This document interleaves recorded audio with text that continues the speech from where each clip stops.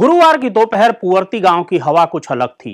धूप वही थी, मिट्टी वही, पेड़ों के साए भी वही थे, लेकिन गांव में इससे पहले ऐसा शोर कभी नहीं उमड़ा था। आज यहां उस माड़वी हिड़मा का अंतिम संस्कार हो रहा था, जो नक्सली आंदोलन का सबसे हिंसक चेहरा था, जो बरसों से सुरक्षा बलों और सरकारों के लिए सिरदर्द और खबरों की सुर्खियों का स्थायी हिस्सा बना हुआ था। लेकिन माड़वी हिड़मा की मौत को लेकर सवाल भी उठ रहे हैं। हालांकि पुलिस के पास भी अपने तर्क हैं।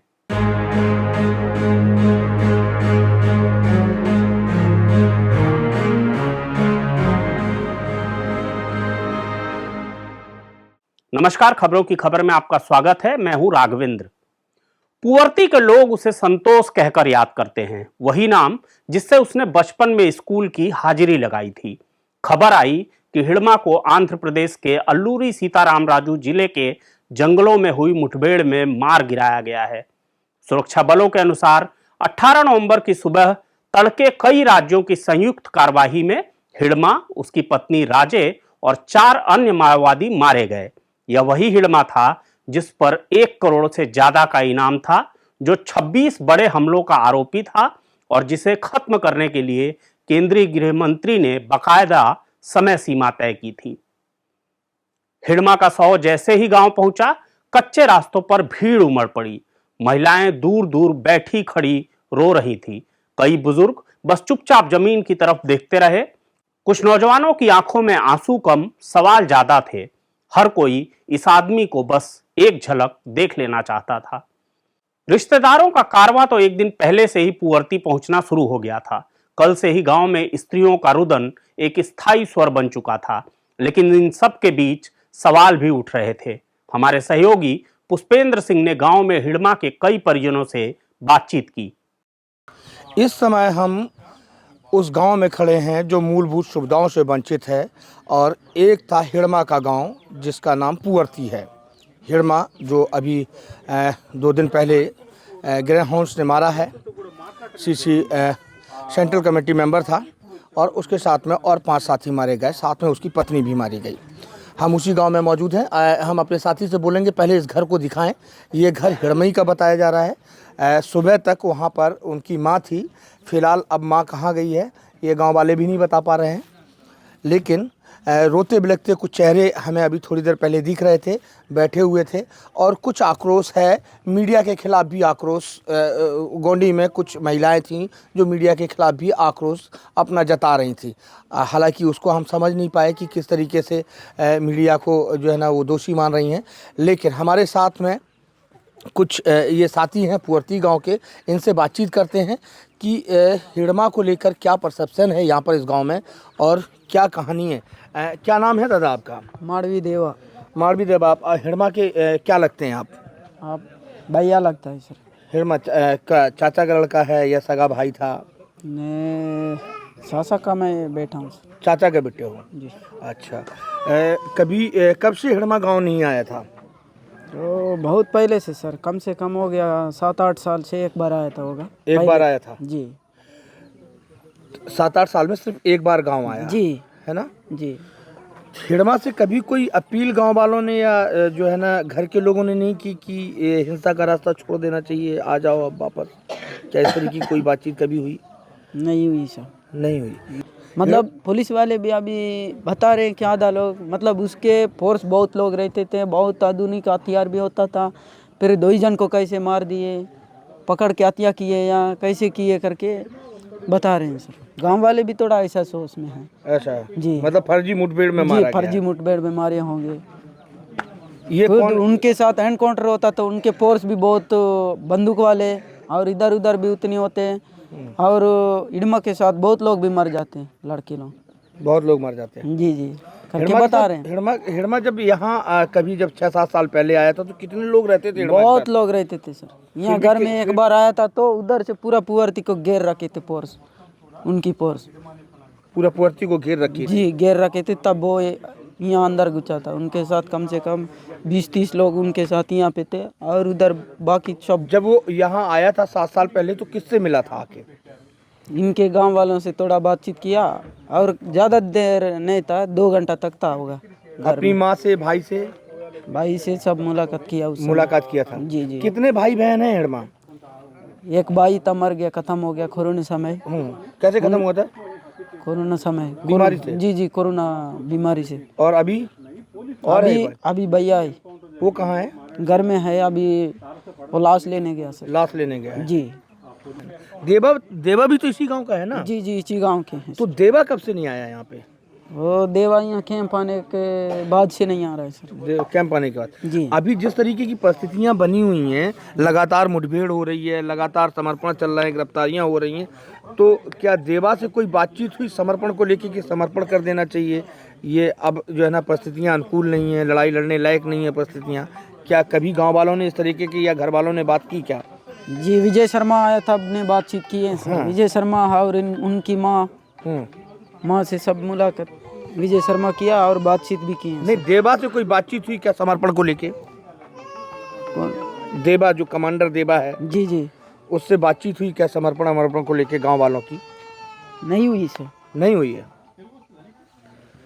तो ये देखिए हिड़मा के परिवार के लोग हैं और रिश्ते में भाई लगते हैं। बोल रहे हैं कि जो है बहुत दिनों से मुलाकात नहीं हुई है। और मैं थोड़ा सा एक भाई और हैं, इनसे भी चर्चा करते हैं। क्या नाम है दादा आपका? माड़वी दुड़वा। माड़वी धुड़वा। यहाँ हिड़मा कब से नहीं आया है और हिड़मा से आखिरी मुलाकात कब हुई थी गांव वालों की? हिंदी पुनन। हिंदी नहीं जानते? तो गोंडी में बोलिए आप। गोंडी है पुत्र बात है। हिड़मा से कब मुलाकात हुई थी?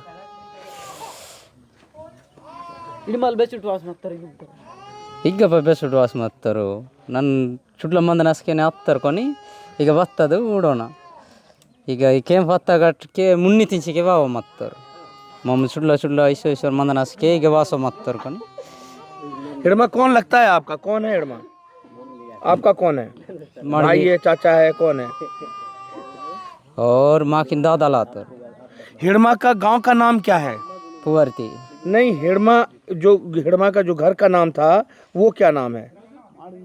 माड़वी माड़वी ओह देवर है। माड़वी पहली तत्व देवाल माड़वी देवाल है। माड़वी देवल। माड़वी देवल नाम है। कभी नहीं देखा हिड़मा को यहाँ? नहीं देखे ना? तो देखिए ये गांव के लोग हैं, बोल रहे हैं कि हमने माड़वी देवा को कभी नहीं देखा। मैं अपने साथी से बोलूँगा कि एक बार दिखाएं ये पूरा घर। ये जो है ना हिड़मा के परिजन हैं, ये जो बैठे हुए हैं। और यहाँ पर सरकार ने सिर्फ 2 चीज़ें दी हैं फ़िलहाल। एक जो है ना कैंप दिया है और दूसरा जो है ये अपने साथी से बोलूँगा, ये जो आंगनबाड़ी केंद्र बना हुआ है, ये प्लास्टिक का जो ढांचा है ये आंगनबाड़ी केंद्र है। 2 ही सरकारी चीज़ें हैं। मूलभूत सुविधाओं से पूरी तरीके से यह गांव वंचित है और यहाँ पर सिर्फ फोर्स है और एक छोटा सा आंगनबाड़ी केंद्र है।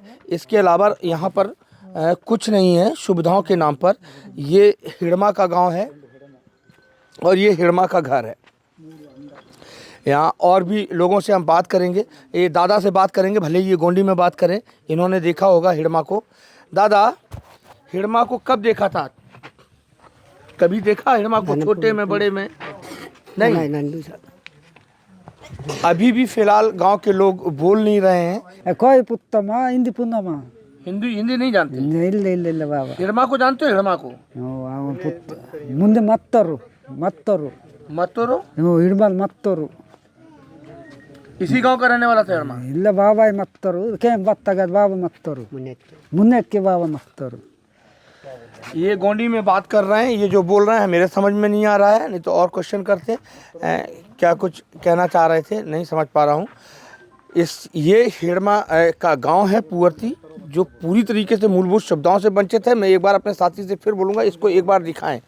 ये आंगनबाड़ी केंद्र दिखाएं। ये छोटी सी जो है ना देख रहे होगे बागवानी हुई है जिसमें बैंगन और टमाटर की खेती की है। और ये हिड़मा के परिजनों ने की है क्या? हिड़मा घर वालों ने खेती की है? मैं उतना हिंदी नहीं आता, लेकिन मेरे को पता है, लेकिन हमको पता है, सबको पता है, लेकिन मुठभेड़ में नहीं है। इनको ये जा रहा था कहीं ना कहीं, इनको दिमाग खराब हो गया कि क्या पता है, लेकिन उनका दिमाग में हमको पता नहीं है, लेकिन ये सिलेंडर होने के लिए जा रहा था कि ऐसा पता चला, लेकिन उनको रास्ता में पकड़ के ऐसा करके वो 2 दिन, जैसा कि कितना दिन है मेरे को पता नहीं, लेकिन उसमें पूरा हाथ ओट सब शरीर को ऐसा काट काट के सब मार उट दिए। लेकिन हमको पता चला कि आज यहाँ का इड़मा खत्म हो गया करके हमको पता चला, इसीलिए यही बात है। लेकिन ज़्यादा बोल के नहीं सकते, लेकिन सर हमको ज़्यादा से ज़्यादा नहीं है, इड़मा है बोल के सब पता है, कुंवरती का इड़मा है बोल के सबको पता है। लेकिन वहाँ पे क्या लगता था गिरफ्तार करना था या गिरफ्तार, वो पहले उन लोग सोच रहे, सरकार ऐसी सोचा था, लेकिन पहले सोचना था, लेकिन उनको गिरफ्तार करके कम से कम जेल भेजने के लिए भेजना था। ये बड़ा आदमी है करके, बड़ा नेता है, इनको एनकाउंटर में नहीं हुआ ना सर, इसको जेल भी भेजना था। लेकिन कम से कम 10-15 साल जेल में सजा देने दो, तब ठीक था। लेकिन मार दिया, ये बात थोड़ा गलत है सर। अभी देवा को भी फिर मारोगे, फिर गलत हो जाएगा, फिर देवा को कहीं ना कहीं मिलेगा, उसको पकड़ के सिलेंडर भी करने दो, कम से कम 5 से साल ऐसा सजा भी देना दो, ये बात ठीक है। लेकिन मारने नहीं देना, नहीं मारना चाहिए? मारना नहीं चाहिए। ये बहुत थोड़ा हम लोग सोच रहे हैं, गांव वाले भी ऐसा मारने के लिए थोड़ा ऐसा नहीं करना चाहिए। किसी कोई पार्टी के लिए, कोई भी पार्टी है, माओवादी पार्टी भी पार्टी है, और बीजेपी पार्टी भी पार्टी है, और ये कांग्रेस पार्टी भी पार्टी है, सीपीआई भी पार्टी है, सब माओवादी भी पार्टी है। ये पार्टी किसी के लिए अपने जान बचाने के लिए पार्टी है। कौन सा पार्टी अच्छा है करके हम लोग सोच रहे, कोई भी पार्टी ऐसी है, लड़ना सही है। लेकिन ये लड़ रहा था, ये दुनिया भर में इनका मातू था, देना सही है। अभी विजय शर्मा भी आए थे डिप्टी सीएम पूर्ववर्ती गांव में, हिड़मा की मां से भी मिले, तभी मां भी बोल रही थी, अपील करी थी कि सरेंडर करने दो बेटा को, फिर ऐसा मार देना। तो पहले ये इन लोग ऐसे सिलेंडर करने के लिए यहाँ पे बैठक हुआ, लेकिन पकड़ के क्यों नहीं बोले? बोलना था ना, वो तो हाँ कि यहाँ पे बोलने का था, बोल दिया, लेकिन इन लोग बिना पूछे क्यों मारे? ऐसा मारने का ना, थोड़ी ना, ऐसा मारना नहीं था। वो भी जीने वाले, वो भी बड़ा मंत्री जैसा था, वो बड़ा मंत्री जैसा था, उसको बचाना था, तो वही भी चला रहा। अभी देवा रहा, देवा को ऐसा नहीं करो, उसको जान दीजिए, उनको जेल भेजने दो, कुछ भी करने दो, लेकिन मारना नहीं है, कुछ नहीं है, यही बात है सर। इतनी हमने बहुत सारे लोगों से चर्चा करने का प्रयास किया, कोई गौंडी बोलता है और कोई बातचीत नहीं करना चाहता। पुष्पेंद्र सिंह, सेंट्रल गोंडवाना के लिए, पुअर्ती गांव। हालांकि सुरक्षा बलों का दावा साफ है, ये एक योजनाबद्ध ऑपरेशन था। लंबे समय से जुटाई गई खुफिया जानकारी के आधार पर बताया जा रहा है कि छत्तीसगढ़, आंध्र प्रदेश और तेलंगाना की एजेंसियों ने कई महीनों से हिड़मा की हर हरकत पर नजर रखी हुई थी। पुलिस का दावा है कि बस्तर में बढ़ते दबाव के बीच वह सीमावर्ती इलाकों में शरण लेने लगा था और अंततः आंध्र के इन घने जंगलों में आ पहुंचा, जहां उसे घेर कर मारा गया। पुलिस के मुताबिक मुठभेड़ सुबह सुबह हुई, दोनों तरफ से गोलियां चली और 6 माओवादी मौके पर मारे गए। बरामद हथियारों, विस्फोटकों और बरामद दस्तावेजों का हवाला देते हुए पुलिस इसे बड़े आतंक के अंत की तरह पेश कर रही है। इसे नक्सलवाद के खिलाफ लड़ाई में टर्निंग पॉइंट बताया जा रहा है। लेकिन गांव में और कुछ सामाजिक समूहों तथा मानवाधिकार कार्यकर्ताओं के बीच दूसरी आवाज भी है। उनका कहना है कि जब किसी को सालों तक सबसे वांटेड घोषित किया जाता है, उस पर करोड़ों का इनाम रखा जाता है, तो उसकी मौत के हर पहलू की पारदर्शी जांच होनी चाहिए। ये सिर्फ एक ग्रामीणों की बात नहीं है, बस्तर में जितने भी बस्तरवासी और पूरा हमारे छत्तीसगढ़ के लोग ये सोच में पड़ गए हैं। जो इड़मा 3 तक मतलब उसके लहर में रहने वाला, वो खुद ही न्यूज में आता था कि इड़मा छोटा मोटा हस्ती नहीं है, इड़मा बहुत बड़ा मोस्ट वांटेड एक इड़मा एक मिलिट्री का हाई कमान को संभालता है। उसको अगर कल के दिन उनको पकड़ना भी है तो इतने रफ्ता मतलब उससे गुजरना पड़ेगा, मतलब नंबर 1, नंबर 2, नंबर 3, मतलब इतने घेराव से गुजरना पड़ेगा। तो वो इड़मा इतनी आसानी से आज उसकी एनकाउंटर कैसा दिखा रहा है, जिस सिर्फ वो इड़मा मरता है तो 6 लोग, तो वो बाकी किधर गए? तो ये तो सरासर एक फर्जी है और मैं इसको हत्या किया है। पूरा हमारा ग्रामीण की बात नहीं है, पूरे यहाँ बस्तर के लोग कह रहे हैं, बस्तरवासी भी कह रहे हैं, लिख भी रहे हैं, फेसबुक में लिख रहे हैं, सब में दिखा दे रहा है हिड़मा को पकड़ के उसकी हत्या की गई है। ये कोई मुठभेड़ नहीं है। अगला कदम क्या होगा आपका? अभी आप वहाँ जा रही हैं, पुअर्ती जाएंगी क्या? वहाँ पर क्या कुछ रणनीति बनेगी, या जो नक्सल वहाँ पे तेलंगाना में जो सपोर्ट करने वाले हैं इस पार्टी को या इस आंदोलन को, जो सशस्त्र माओवादियों का आंदोलन है, क्या उसी तरीके से हिड़मा का जश्न मनाएंगे जैसे तेलंगाना में वो लोग करते हैं, या वो लोग भी इधर आ रहे हैं? देखिए, इड़मा का तो पूरा भारत पूरा हमारे बस्तर वासियों को उसी तरह से हम लोग एक भीड़ के साथ, और इड़मा ने जिस तरह से लड़ाई किया है बस्तर के जल जंगल जमन के लिए, अपने लिए नहीं लड़ा था इड़मा, तो उसका भी अंतिम संस्कार उसी भीड़ बढ़ा के साथ होना चाहिए। रही सवाल तेलंगाना के लोग तो कल से पूरा इंतजार में है कि हम कब इड़मा के गांव तक पहुँचे और इड़मा का अंतिम संस्कार उससे भी ज़्यादा लाखों भीड़ में एक धूम धड़ाके के साथ करें उसका अंतिम संस्कार, ये है। लेकिन मुझे ये है कि यहाँ फोर्स तो आने नहीं देगी, वहाँ के लोग आना मुश्किल है, लेकिन उनके ना आने के बावजूद भी इड़मा एक ऐसा ही नहीं है। इड़मा के लिए पूरा हमारे बस्तर के लोग जगे हुए हैं, उनके सारे लोग उन इकट्ठा हो रहे हैं और बेहतर उनके अंतिम संस्कार की जाएगी। लेकिन इसका जो इड़मा की जो मौत है, ये हत्याएँ हुई है, इस पर पूरे हमारे मतलब छत्तीसगढ़ के निवासी बस्तरवासी को भी चिंतित हो गए हैं। और बस्तर में खास करके उन आदिवासी के आंखों का तारा था इड़मा, वो बस्तरवासियों के लिए और हमारे जंगल के आदिवासी के लिए उनका जो एक सांस लेते थे ना, तो उस तरह से धड़कता था इड़मा।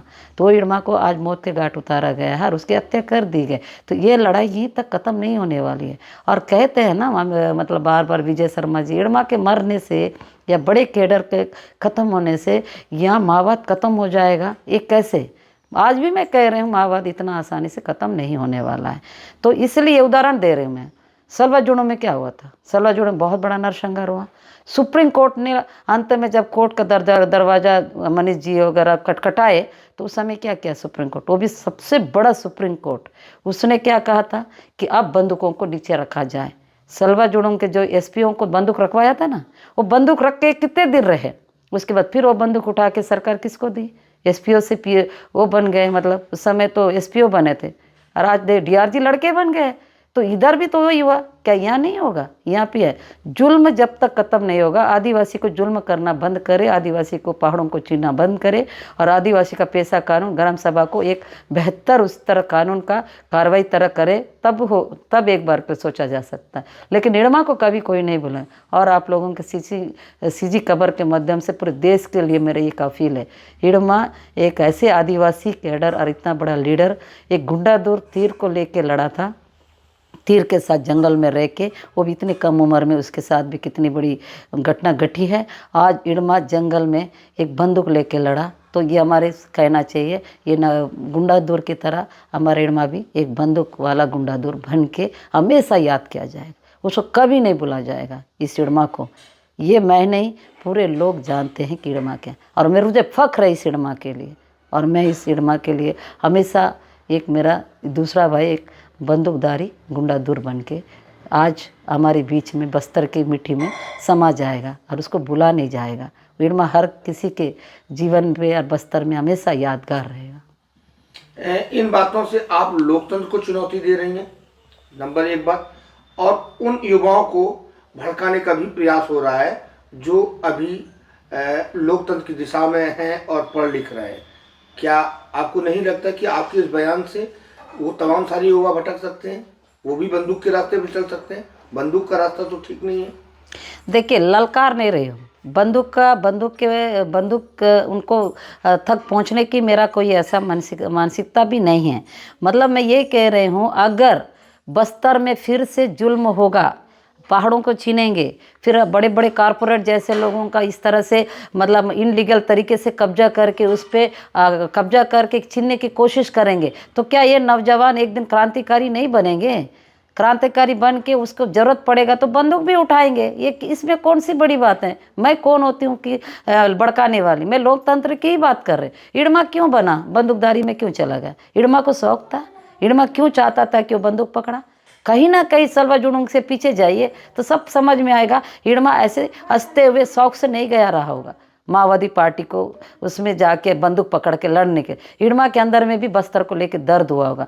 वो भी इस बस्तर को चीनते, इस बस्तर की माँ की मिट्टी के साथ कैसे खिलवाड़ हो रही, वो सारी चीज़ों को उसने देखा। अब खुद हमारे जो बस्तर वासियों के साथ कितना जुल्म हो रहा है उसने वो भी देखा। तब जाके बंदूक पकड़ने के लिए मजबूर होकर बंदूक पकड़ के उसने लड़ाई की है और माओवादी बन गया। तो एक माओवादी ही का एक पार्ट है कि वो एक मतलब संगठन है माओवादी। लेकिन मैं लोकतंत्र को कभी उसी लोकतंत्र तरीके से लड़ने का आज भी सोचती हूँ। और मैं बंदूक की लड़ाई को, बंदूक से जो हिंसा होती है उस पर मैं भरोसा नहीं करते, मेरी विचार है। और मैं जो कह रही हूँ कि इड़मा कौन था, कैसे वहाँ गया, कैसे लड़ाई किया, क्यों बंदूक पकड़ा, तो इड़मा का एक उदाहरण बन के रहेगा। हो सकता उस समय बस्तर वासियों के दिलों में एक क्रांति के रूप में लड़ेंगे इड़मा को याद करके, या फिर वो अंत में उस क्रांति से लड़ते लड़ते उस ओर चले जाएंगे कि फिर से दोबारा बंदूक पकड़ेंगे। इसका तय मैं नहीं कर सकती। ये तय बस्तर का कैसे बस्तर का विकास होगा, बस्तर को कैसे एक विकास के रूप में एक बेहतर विकास के लिए स्थापना किया जाएगा सरकार, कि उसको लूट के या डंडे मार के लाठीचार्ज करके जंगल में रहने वाले आदिवासियों को जेलों में डाल के बलात्कार जैसे चीज़ों को सामना करने की स्थिति में ला के ऐसा टाइप का अगर सरकार, केंद्र सरकार, राज्य सरकार करेगी तो ये स्वाभाविक है ना, ये होगा ये लड़ाई। लेकिन अभी तक सरकार तय नहीं किया है ना, केंद्र सरकार तय किया ना राज्य सरकार तय किया। ठीक है, माओवादी को खात्मा कर। माओवादी तो एक बंदूक रख देने से, व्यक्ति को मार देने से लड़ाई खत्म हो जाएगी क्या? क्रांति खत्म हो जाएगी? पहले ये तो तय करे कि बस्तर का विकास का मॉडल कैसा होगा। देखो बोधघाट में जिस तरह सभी बात चल रही है, वहाँ बोधघाट के लोग, सब लोग को वहाँ नींद नहीं आ रही है, रात दिन उन लोग एकजुट हो रहे हैं लड़ने के लिए, हम अपने पहाड़े नहीं देंगे। और जैसे बेलाडीला में रेलवे लाइन के लिए पूरे लोगों को नींद उड़ गई है, तो रेलवे काम ऐसा क्यों इतना बड़ा रेलवे यान होने देंगे? इस तरह की चीज़ें यहाँ पूरी फिर से शुरुआत हो रही है। इस परिस्थिति में क्या होगा? तो इड़मा जैसे लोग पैदा नहीं होंगे, इड़मा जैसे और यहाँ बस्तर में पैदा नहीं होंगे। पहले सरकार अपना बस्तर का विकास का मॉडल को पूरी सार्वजनिक करे बस्तरवासियों को। यहाँ बस्तरवासी सिर्फ आदिवासी की बात नहीं है, यहाँ हर तरह के जाति वर्ग के लोग, पूरा बस्तर उन बस्तरवासी का है। तो अपना विकास का मॉडल पहले तय तो करे कि विकास कैसे होगा। मैं बार बार यही कह रही हूँ ना, तो उससे पता चलता है कि यहाँ लड़ाई खत्म होगी, नहीं होगी, माओवाद समाप्त होगा, नहीं होगा, बिल्कुल उसे तय किया जा सकता। लेकिन अभी तक केंद्र सरकार, राज्य सरकार ने अपना विकास का मॉडल बस्तरवासी को, आदिवासी को जो जंगलों में, अभी तक वो बातें नहीं बता रहे। बस इस तरह की चीज़ें पता चल रही है। कल के दिन ये बताइए आप लोगों को सीसी खबर से ही माध्यम से पूछते, क्या यहाँ कारपोरेट नहीं आएगा? आप लोग पूछिए, कारपोरेट आएगा या नहीं आए? क्या यहाँ खनिज संपदा को नहीं ले जाएंगे? फिर बोधघाट क्यों खोलने के लिए हो रहा है? क्यों अडानी फिर से आने वाला है, ये हमारे नंदनाथ पहाड़ में पूरा कब्जा करने वाला है, फिर से यहाँ पर चालू होने, ये बातें तो आ ही रही ना कहीं जरिया तो बन रहा है ना।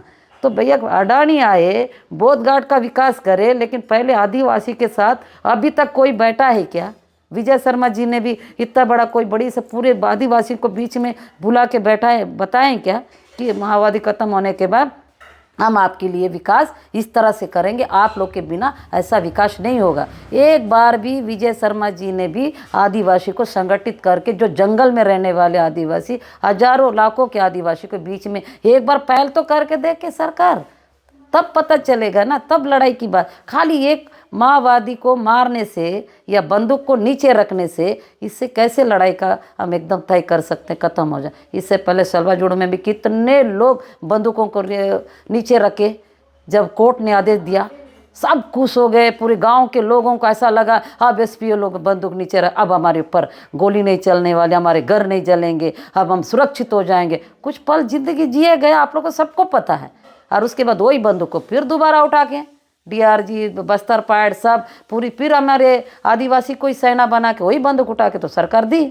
तो वैसा ही माओवादी में भी हो सकता है। मैं ये कह रही हूँ, मैं ऐसा नहीं कह, अनुभवित में कह रही हूँ ना मैं, अंत में एक और सवाल, 40 साल माओवादियों ने सशस्त्र आंदोलन किया यहाँ पर, हमको सिर्फ इतना बताइए कि इन्होंने क्या विकास करके दिया। सरकार ने तो सड़कें पहुंचाई, आंगनबाड़ी पहुंचाई, जितना उनसे प्रयास हो रहा है वो कर ही रहे हैं, लेकिन माओवादियों ने 40 साल यहाँ पर राज किया, बंदूक की दम पे आंदोलन किया, और अब जिन लोगों ने 40 साल रहे वो समर्पण कर चुके हैं। आप कैसे बोल रही हैं कि ये सशस्त्र माओवाद अभी आगे फिर बढ़ेगा और फिर आंदोलन करेगा? देखिए, आपने पूछा सरकार ने रोड बना रही है, शिक्षा दे रही है, स्कूल बना रही है, सब कुछ गांव में। माओवादियों तो नहीं बनाया ना, ठीक है, ये कर रही उन्होंने है, तो लेकिन माओवादी एक ही काम किया, वो सिर्फ माओवादी नहीं, हमारे आदिवासी भी उसमें साथ। पहाड़ों को बचाने वाले में वो बंदूक लेके लड़े तो हमारे आदिवासी उनके साथ खड़े हुए हैं, इसमें कोई छुपाया नहीं जा सकता।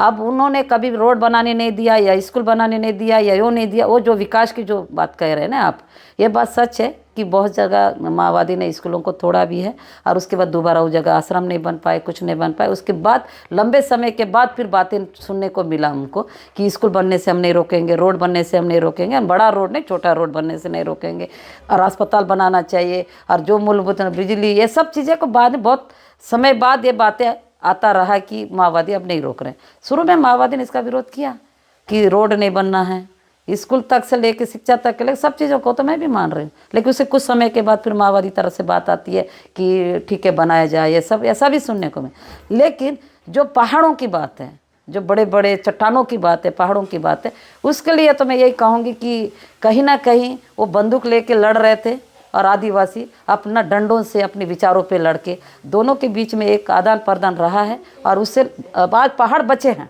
आज पहाड़ बचे हैं। इसमें मैं एकदम बोलती हूँ कि लेकिन विकास के नाम पहाड़ बचाना ही उनका एक विकास रहा है, और सिर्फ एक माओवादी की ही बात नहीं करी है आप लोग, क्योंकि इसमें उतनी मेरे आदिवासी ने कुर्बानियाँ दी हैं, उनके इतने घर जले हैं, उनके इतने परिवार को मार दिया गया है। हम सब लोग, हम भी शिकार हुए हैं कहीं ना कहीं, हमारे पिता को गोली मारे हैं माओवादी के गोली मारने से। तो ये सिर्फ माओवादी का सीधा बोलना चाहिए, वही ये सब चीज़ को पहाड़ों को बचाए, ये बातों को तो मैं नहीं है, लेकिन आदिवासी भी उनके साथ खड़े, वो भी उनके साथ मिलके, दो मिलके, लेकिन पहाड़े बचे हैं। अभी देख बहुत कम कंपनी, आज देख लीजिए, अब गिने चुने कंपनी है। एनएमडीसी को तो हमारे पूर्वजों पहले से अपनी मर्जी से दिया था, जैसे निक्को जैसे कंपनी है, और भी अभी कंपनियां जो बीचे है। अब यह है कि अगर माओवादी खत्म होने के बाद इन पहाड़ों में बड़े बड़े कंपनी, कारपोरेट, अडानी जब बड़े आके वहाँ बस जाएंगे और उसकी लड़ाई होगी, तब यही बात तो कहा जाएगा माओवादी थे तो पहाड़ बचे थे, माओवादी नहीं है इसलिए पहाड़ों को सरकार ने छीन ले रहा है। सरकार अपना कब्जा करके माइनिंग करने के लिए पूरा एक कर, तो यही एक विकास था, पहाड़ बचाना ही विकास था, और जल जंगल जमीन को बचाना ही विकास था। आदिवासी के साथ वो इस तरह से खड़े हो कि उनका जो अपना पहाड़ों के लिए कैसे बचाना कैसा ही है। जैसा अडानी की बात है, सॉरी ये नंदराज की बात, 26,000 उस समय 7 दिन आंदोलन किए, वो पहाड़ बच गया। लेकिन अब ये गारंटी नहीं कि वो पहाड़ अब बचेगा कि अभी माइनिंग करेंगे। तो मैं स्कूल और अस्पताल सबका, चलो मैं माओवादी ने विरोध किया, मैं मानती हूँ बहुत सारे चीज़ों का भी नुकसान हुआ माओवादी की वजह से, सरकार ने भी उतनी नुकसान किया है हमारे आदिवासी, दोनों तरफ से हुआ है ना, एक पक्ष को मैं नहीं बोल सकती, माओवादी में भी हुआ, इनसे भी हुआ। लेकिन विकास की बात आप बोल रहे हैं, मैं शॉर्टकट में एक ही बात कह रही हूँ कि जो पहाड़े हैं इतनी आरा बरा हम जो देख रहे हैं, जा रहे हैं, वो पहाड़ों का बचाने का विकास हुआ है। आदिवासी और माओवादी के बीच में जो एक दूसरे के उसमें लड़े हैं, क्योंकि आदिवासी भी माओवादी को बना के कई लोग जेलों में गए, हम जैसे लोग भी एक टप्पा लग गया है कि अर्बन नक्सली माओवादी सोनी सोरी बोल के हम भी जेल काट के आए, तो हम अपने लिए नहीं काटें, इस बस्तर के पहाड़ों को ही बचाने के लिए काटे। जो आदिवासी उसकी आवाज़ उठाता तो माओवादी बनाया जाता था। तो ये आप मान सकते हो कि पहाड़ों को बचाने में, जल जंगल अपने पर्यावरण बचाने का ही विकास हुआ है, अब बाकी विकास की बात मैं नहीं कह सकती। कल जब से हिरमा के मरने की खबर आई, पूरे देश में इस बात की जिज्ञासा हुई, यहाँ पे सोचता था हिरमा जब मारा जाएगा तो एक बड़ा युद्ध होगा, लेकिन जैसे 1-2 घंटे में मुठभेड़ होगी, कैसे ऐसा संभव होता है? क्योंकि ये माना जाता रहा कि हिरमा बहुत ज़्यादा सिक्योरिटी में, टीम सिक्योरिटी में रहता था, केवल 6 ही मारे गए। कुछ संगठन ने यहाँ ये भी आरोप लगाया कि फर्जी मुठभेड़, तो ऐसा कैसे संभव हो पाया? सर बहुत आसानी से हिरमा मारा गया, क्योंकि पूरे देश की जिज्ञासा है। आपका प्रश्न एक जिज्ञासा वाला प्रश्न है, उसका मैं ये कहना चाहूँगा, जब जब माओइस्ट के ऊपर पुलिस फोर्सेस का पकड़बंदी बहुत ज़्यादा टाइट हो जाती है तो वह भी अपनी स्ट्रेटजी चेंज करते हैं। बड़े बड़े लीडर्स भी अपनी स्ट्रेटजी चेंज करके यूजी हो जाते हैं। जो बटालियन में होते हैं उनका रोल माओइस्ट में क्लियरली डिफाइंड होता है। वह अपने मुख्य समूह के साथ में ही अब बाहर निकलते हैं। सो जो आप कह रहे हैं 3 लेयर सिक्योरिटी वो वहाँ रखते हैं जहाँ पे उनको पहले से पता है कि वहाँ पे उनका एक कंफर्टेबल शेल्टर जोन ऑलरेडी स्थापित हो चुका है। इस एरिया में स्पेशली एएसआर जिला में आके इतना वह भ्रमण कर पाए थे कि नहीं कर पाए थे, यह भी एक सोचने का विषय है। अगर 3 लेयर सिक्योरिटी किसी को लगानी है सो आप देख सकते हैं कि उतना बड़ा क्षेत्र उसके पास में उसके सपोर्ट वाला होना चाहिए। तो यह तो क्लियर है कि इस प्रांत में जो रहने वाली जनजातियां हैं उनकी सहायता के लिए उनको कोई भी डर या भय से करवा नहीं सकता। सो माओइस्टों को यह सहायता नहीं मिली। तो 3 लेयर जो सिक्योरिटी है वह घट के या तो 2 लेयर रह गई होगी, उसी के कारण यह ऑपरेशन थोड़ा लंबा चल पाया, नहीं तो यह संभवतः 1 दिन का ही ऑपरेशन होता है। सच क्या है यह शायद पूरी तरह किसी को न पता हो, लेकिन इससे क्या इनकार कि हिडमा की 2 तस्वीरें थी। एक तस्वीर सरकारी फाइलों में और सुरक्षा एजेंसियों की नजर से। वहां वह है सबसे वांटेड निर्दयी कमांडर, 26 बड़े हमलों का मास्टरमाइंड। दंतेवाड़ा में 2010 का वह हमला जिसमें 76 सीआरपीएफ जवान मारे गए, 2021 का सुकमा बीजापुर हमला जिसमें 20 से ज्यादा जवानों की जान गई। इन सब के पीछे बार बार एक ही नाम उभर कर सामने आता है, हिडमा।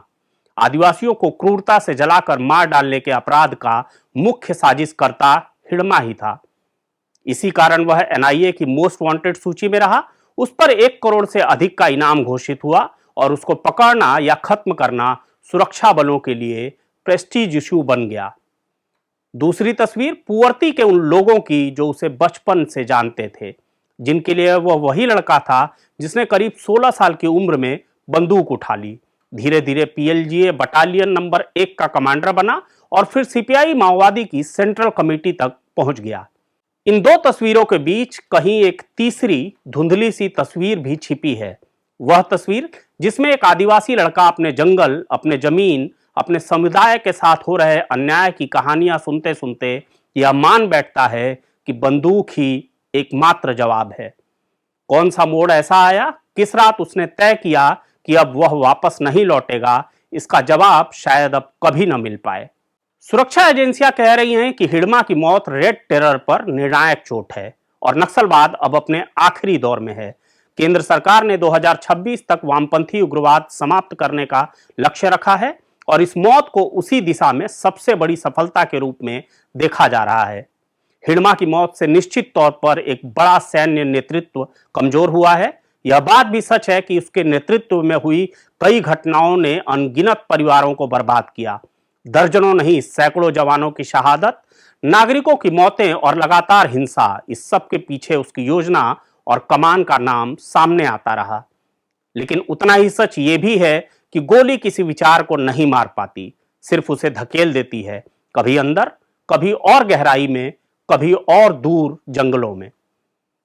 हाल ही में छत्तीसगढ़ के गृह मंत्री जब पुअर्ती गए तो वहां उन्होंने हिडमा की मां से मुलाकात की। मां ने बेटे के लिए अपील जारी की कि वह हथियार छोड़कर वापस आ जाए, लेकिन उसने नहीं सुनी। अब वही मां बेटे के शव के सामने बैठी है, रोते रोते शायद वही पुराने वाक्य याद कर रही होगी, घर लौटा जंगल छोड़ दे। कितने ऐसे बेटे हैं जो लौटे और कितने ऐसे हैं जो नहीं लौटे, इसका कोई पूरा हिसाब किसी के पास नहीं। सरकारें कहते कहते थक जाती हैं कि सरेंडर करो, तुमको सम्मान और पुनर्वास मिलेगा। हिडमा ने बंदूक नहीं छोड़ी, उसका अंत भी उसी बंदूक से हुआ। लेकिन क्या उसकी कहानी उन युवा लड़कों तक पहुंचेगी जो आज भी किसी नए कमांडर के पीछे पीछे जंगलों में चलना शुरू करने की सोच रखते हैं? क्या वे यह देख पाएंगे कि इस रास्ते की सबसे आखिरी मंजिल इसी तरह की मौत है। कागजों पर अब हिड़मा एक तारीख के साथ दर्ज हो चुका है, 18 नवंबर 2025, अल्लूरी सीताराम राजू जिला, आंध्र प्रदेश, मृत्यु। आज हिड़मा पुअर्ती की मिट्टी में मिल गया। उसके अंतिम संस्कार के समय भारी संख्या में सुरक्षा बलों के जवान आसपास उपस्थित थे। अंतिम संस्कार में एक अजीब सी खामोशी भी थी और शोर भी, जिसमें दोनों तरफ के दर्द घुले हुए थे। उन जवानों का भी जिसकी क्रूरता के कारण सैकड़ों जवानों को शहादत देनी पड़ी, और उस बूढ़ी मां का भी जिसने आखिर में अपने बेटे को ताबूत में लौटते देखा। संतोष से हिड़मा बन जाने की कहानी के बीच कई सवाल हैं और शायद इन सवालों का जवाब समय ही दे पाएगा। खबरों की खबर में फिर किसी खबर पर होगी बात। अगर आपको हमारी खबरें पसंद आती है तो कृपया हमारे चैनल को लाइक, शेयर और सब्सक्राइब जरूर करें। हमेशा की तरह हमें अपनी खबरों पर आपके कमेंट्स का भी इंतजार रहता है। नमस्कार।